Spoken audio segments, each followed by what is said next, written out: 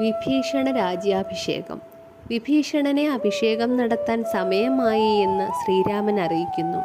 വനവാസം പൂർത്തിയാകാതെ ലങ്കയിലേക്ക് കടക്കാത്തതുകൊണ്ട് തനിക്ക് കിട്ടിയ ഉപകാരങ്ങളൊക്കെ ശ്രീരാമൻ അടുത്തേക്ക് വിഭീഷണൻ എത്തിച്ചു.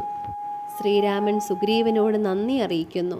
വാനര സൈന്യത്തിൻ്റെ സഹായം വളരെ വലുതായിരുന്നുവെന്നും നിങ്ങളുടെ സഹായം കൊണ്ടാണ് ഇതെല്ലാം നടന്നതെന്നും ശ്രീരാമൻ സുഗ്രീവനെ അറിയിക്കുന്നു.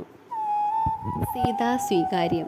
യുദ്ധം ചെയ്തിട്ട് വിജയിച്ചിരിക്കെ ശ്രീരാമൻ പാലിക്കുന്ന ചില മര്യാദകളുണ്ട്.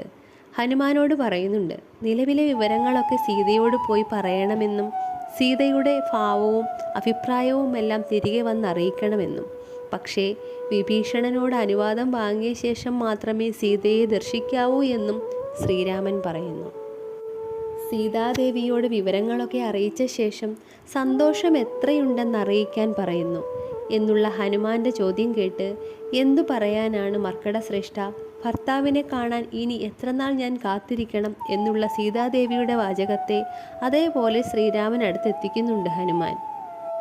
ശ്രീരാമൻ വിഭീഷണനോട് തന്നെ കാണാതെ തൻ്റെ പത്നി വിഷമിക്കുന്നുണ്ട് എന്നറിയിച്ചതും ശ്രീരാമനടുത്തേക്ക് സീതാദേവിയെ കൊണ്ടുവരാൻ തീരുമാനമായി.